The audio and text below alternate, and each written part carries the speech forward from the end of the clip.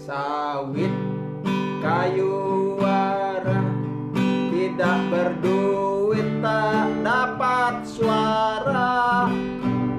Sawit kayu ara, tidak berduit tak dapat suara. Buah tengkawang jatuh ke rumput, bawa duit kamu bisa duduk. Buah tengkawang jatuh ke rumput, kamu bisa dapat kursi, dapat duduk. Sawit kayu ara, sawit kayu ara. Itulah sepenggal lagu karya saya pada tanggal 1 Juni tahun 2023. Akan dirilis dan divideokan dan akan di-share, di-upload di YouTube channel. Pada pagi ini saya ingin menyapa saudara-saudara dengan salam 3S: sehat, selamat, sukses. Sehat hatinya, sehat pikirannya, sehat badannya, sehat imannya, bahkan sehat dompetnya. Bersama Yesus ada masa depan, bersama Yesus masa depan cemerlang. Pasti, pasti, pasti. Saudara-saudara yang saya kasih di dalam Tuhan Yesus Kristus, pada hari ini kita membahas tentang pemerintah menurut dunia dan menurut Alkitab. Ada bentuk-bentuk negara, bentuk kerajaan, bentuk kekaisaran, bentuk republik, bentuk kesatuan, dan bentuk federal. Undang-Undang Negara Republik Indonesia tahun 1945, Indonesia atau negara Indonesia, negara kesatuan, berbentuk republik. Sistem pemerintahan menurut perspektif Alkitab ada jenis-jenisnya. Ada teokrasi, ada monarki, ada otokrasi, ada demokrasi, dan ada komunisme. Kewajiban pemerintah adalah hak rakyat. Kewajiban rakyat adalah hak pemerintah. Pernyataan Tuhan Yesus dalam kaitannya kalau ingin menjadi pemimpin. Yesus katakan, kamu harus menjadi hamba. Kamu harus melayani. Kamu harus bekerja. Mari kita periksa di dalam Markus pasal 10 ayat 42 sampai ayat 45. Tetapi Yesus memanggil mereka lalu berkata, kamu tahu bahwa mereka yang disebut pemerintah, bangsa-bangsa memerintah rakyatnya dengan tangan besi, dan pembesar-pembesar menjalankan kuasanya dengan kekerasan atas mereka. Tidaklah demikian di antara kamu. Barang siapa menjadi besar di antara kamu, hendaklah ia menjadi pelayanmu. Dan barang siapa ingin menjadi terkemuka di antara kamu, hendaklah ia menjadi hamba untuk semuanya. Karena Anak Manusia juga datang bukan untuk dilayani, melainkan untuk melayani dan untuk memberikan nyawanya menjadi tebusan bagi banyak orang. Teokrasi Perjanjian Lama, yaitu Allah mengutus hambanya, Allah mengangkat hakim-hakimnya. Teokrasi di dunia modern seperti negara Vatikan, seperti negara Tibet, seperti Republik Islam Iran.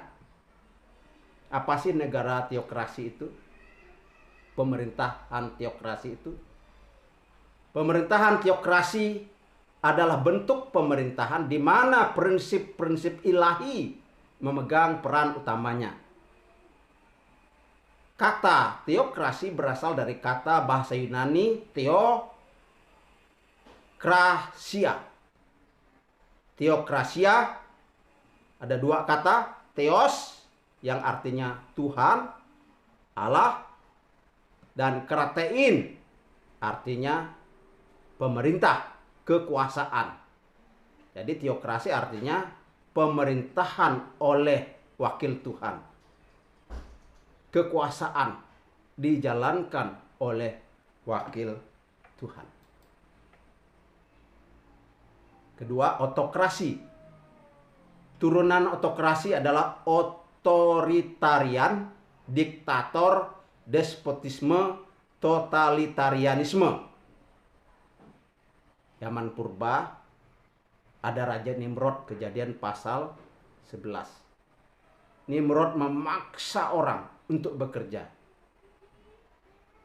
Mempekerjakan rakyatnya menjadi budak untuk membangun kota yang megah dan membangun tower atau membangun yang disebut dengan Menara Babel. Nah, itulah di zaman Nimrod. Dia memerintah dengan tangan besi. Otokrasi adalah suatu bentuk pemerintahan yang kekuasaannya, politiknya dipegang oleh satu orang. Istilah ini diturunkan dari bahasa Yunani autokrator, yang secara harfiah berarti berkuasa sendiri, berkuasa seorang diri, penguasa tunggal. Otokrasi biasanya dibandingkan atau berlawanan dengan oligarki. Oligarki itu adalah kekuasaan oleh beberapa orang, oleh minoritas, oleh kelompok kecil. Dan otokrasi berlawanan juga dengan demokrasi. Demokrasi itu adalah kekuasaan oleh mayoritas, kekuasaan oleh rakyat. Saudara-saudaraku yang dikasihi oleh Tuhan. Otoritarianisme. Apa itu? Itu adalah kekuasaan dalam politik.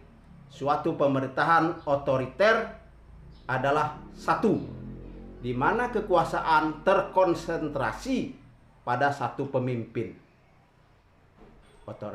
Otoritarian. Biasanya juga disebut sebagai paham politik otoriter, yaitu bentuk pemerintahan yang bercirikan penekanan kekuasaan hanya pada negara atau hanya pada pribadi tertentu tanpa melihat derajat kebebasan, tanpa melihat individu sebagai pribadi yang penting. Kemudian diktator itu sendiri.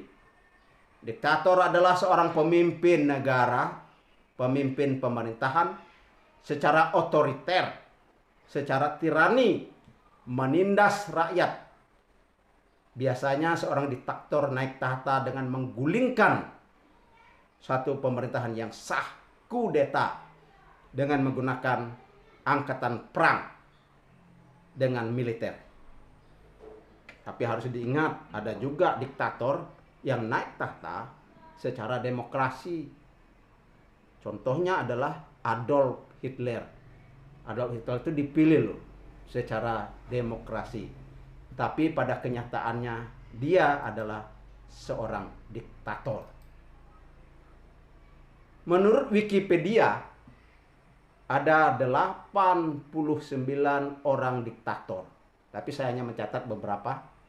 Di antaranya adalah Adolf Hitler dari Jerman, Idi Amin dari Uganda, Saddam Hussein dari Irak, Marcos dari Filipina, Suharto dari Indonesia, Ayatullah Khomeini dari Iran, Kim Il Sung dari Korea Utara.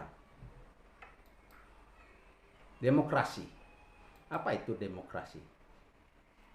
Bahasa Yunaninya demos dan kratein.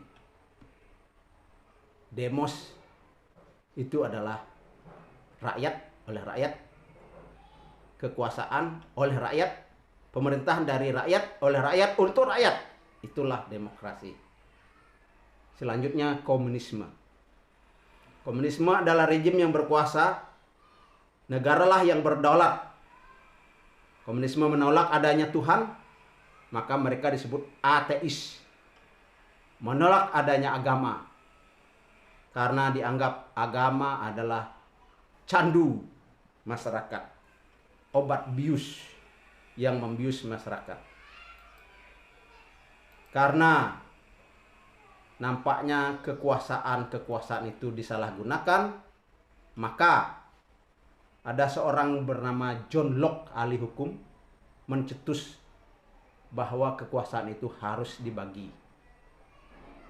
Dan ternyata Montesquieu mengembangkan kekuasaan bersama John Locke. Montesquieu membagi kekuasaan menjadi 3. Apakah itu, saudara-saudara? Nah, ini yang menjadi anutan kita. Di mana yang pertama, kekuasaan yang pertama adalah legislatif. Legislatif berkuasa membuat undang-undang, membuat peraturan, dan mengawasi jalannya pelaksanaan undang-undang. Kekuasaan yang kedua yaitu eksekutif atau yang disebut dengan pemerintah. Pemerintah berkuasa melaksanakan undang-undang. Bahkan dia merancang, membuat undang-undang dan mengusulkannya kepada legislatif. Itu yang disebut dengan rancangan undang-undang. Dan kalau sudah disahkan oleh DPR, itu menjadi undang-undang. Kekuasaan yang ketiga adalah yudikatif. Yudikatif berarti dia berkuasa untuk menindak pelanggaran-pelanggaran terhadap pelanggaran peraturan perundang-undangan, terhadap pelanggaran terhadap apa saja yang dilanggar. Itu perlu ditindak dan kekuasaannya ada di yudikatif. Mulai dari jaksa, mulai dari hakim agung, jaksa, kepolisian. Nah, itulah mereka yang melaksanakan kekuasaan dari yudikatif. Bagaimanakah sikap kita? Orang percaya, orang gereja yang adalah bagian daripada negara kesatuan Indonesia. Rakyat yang terintegrasi ke dalam negara kesatuan Republik Indonesia. Saudara-saudaraku yang saya kasihi, Roma pasal 13 ayat 1 sampai 7 menjelaskan, tiap-tiap orang harus takluk kepada pemerintah yang di atasnya. Sebab tidak ada pemerintah yang tidak berasal dari Allah. Dan pemerintah-pemerintah yang ada ditetapkan oleh Allah. Sebab itu barang siapa melawan pemerintah, ia melawan ketetapan Allah. Dan siapa yang melakukannya akan mendatangkan hukuman atas dirinya. Sebab jika seorang berbuat baik, ia tidak usah takut kepada pemerintah. Hanya jika ia berbuat jahat.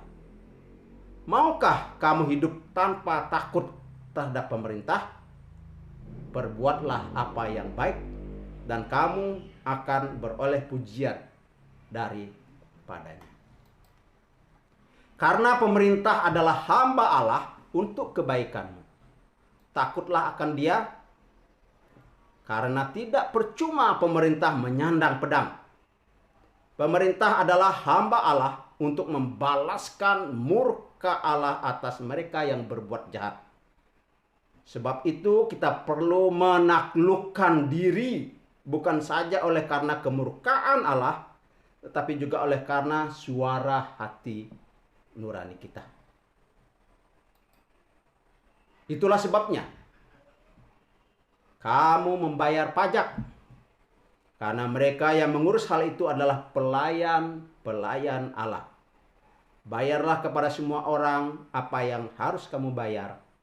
Pajak kepada orang yang berhak menerima pajak, cukai kepada orang yang berhak menerima cukai, rasa hormat kepada orang yang berhak menerima rasa hormat, rasa takut kepada orang yang berhak menerima rasa takut, dan rasa hormat kepada orang yang berhak menerima rasa hormat. Saudara-saudaraku yang saya kasihi di dalam Tuhan Yesus, pemerintah adalah hamba Allah yang menegakkan kebenaran dan keadilan. Pemerintah yang baik, pemerintah yang berwibawa disebut dengan istilah clean government. Dia tidak menindas, tidak memeras, tidak melakukan kejahatan, tidak korupsi. Bahkan ia menjadikan rakyatnya aman, membuat damai, dan mensejahterakan rakyatnya baik lahir maupun batin. Nah, yang begini ini, rakyat wajib bersikap tunduk serta hormat, tunduk dan taat kepada pemerintah yang seperti ini. Saudara-saudaraku,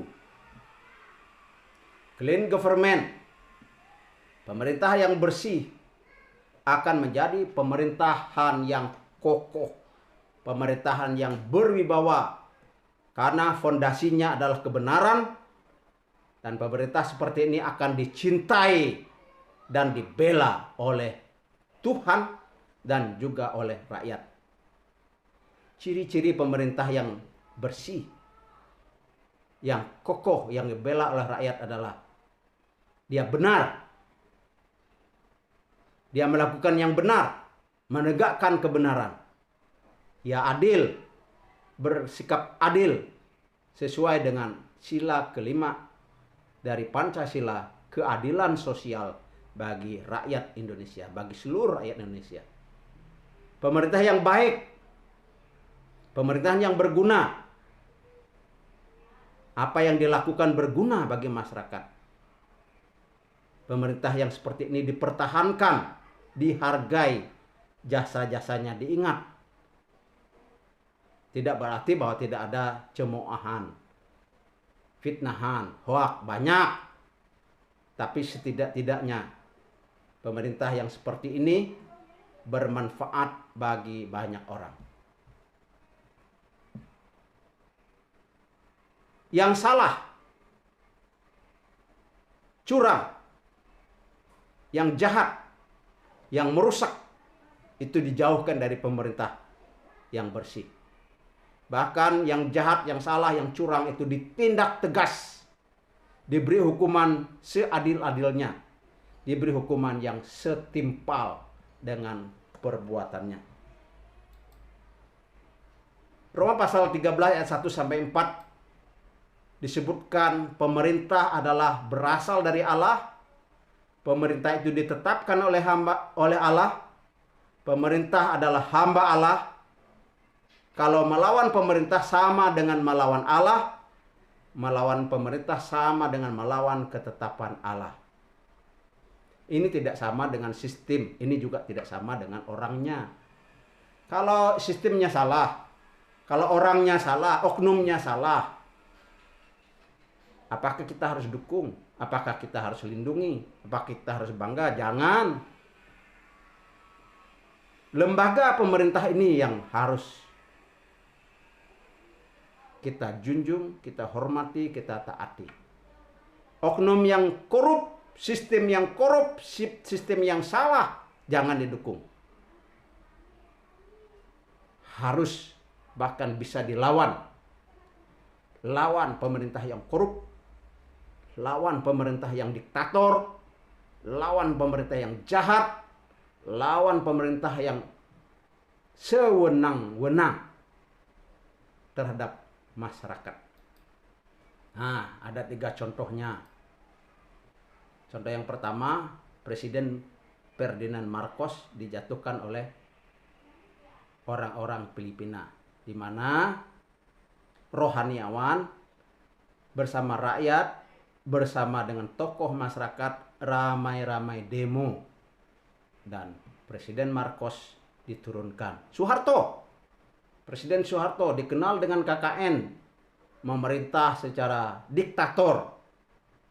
Ada yang kritik, ditembak. Ingat ya, ada penembak misterius. orang-orang yang melawan Soeharto akan dikarungkan, dibuang ke dalam laut. Dan dia didemo oleh mahasiswa, oleh tokoh masyarakat, sehingga dia runtuh, jatuh pada tanggal 20 Mei tahun 1988. Dan pada tanggal itu saya memberi, kalau sekarang itu status, zaman itu saya memberi status Yesus naik, Soeharto turun. Karena Soeharto lengser pada tanggal 20 Mei tahun 1988. Dan tanggal itu Yesus naik. Raja surga naik, Raja dunia turun. Orang ketiga yang dilawan adalah Saddam Hussein. Memang akhirnya rakyatnya tidak mampu lawannya, lalu pemerintah Amerika menggulingkannya. Kewajiban pemerintah adalah hak rakyat. Kewajiban rakyat adalah hak pemerintah. Dalam alinea keempat pembukaan Undang-Undang Dasar 1945 Negara Kesatuan Republik Indonesia, pemerintah melindungi, memberi rasa aman, memberi rasa damai kepada seluruh rakyat Indonesia. Pemerintah wajib mensejahterakan rakyat, membuat dia sehat dan membuatnya makmur. Pemerintah mencerdaskan rakyatnya. Makanya ada PAUD, ada TK, ada SD, SMP, SMA, sederajat sampai kepada perguruan tinggi, dan pemerintah memberi KIP, Kartu Indonesia Pintar, dan memberi beasiswa-beasiswa. Pemerintah melaksanakan ketertiban dunia aktif. Negara Indonesia menganut sistem non-blok. Dia tidak blok ke barat, tidak blok ke timur, tapi netral, non-blok. Tetapi kalau ada kerusuhan, ada peperangan, Indonesia aktif. Contoh baru-baru ini ketika Rusia menyerang Ukraina, Indonesia coba, Presiden Indonesia berani sekali, luar biasa. Di tengah-tengah gejolak perang antara Rusia dan Ukraina, Indonesia pergi ke Ukraina, pergi ke Rusia, supaya gencat senjata, supaya mereka menghentikan perang, walaupun belum berhasil. Jadi itulah pemerintah Indonesia. Kemudian pemerintah yang baik juga membasmi kejahatan.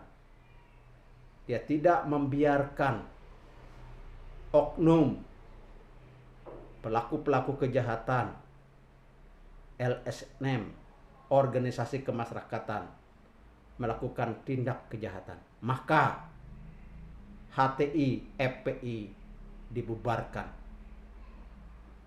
Itulah untuk mewujudkan clean government. Pro kebaikan. Saya, kamu, kita semua orang baik. Ayo terus berbuat baik. Kita belajar kepada orang-orang baik, melakukan perbuatan-perbuatan baik, dan Roh Kudus akan memampukan kita. Kembangkan potensi Anda.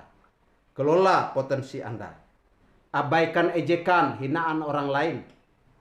Maju terus mencapai cita-cita, mencapai tujuan hidup kita.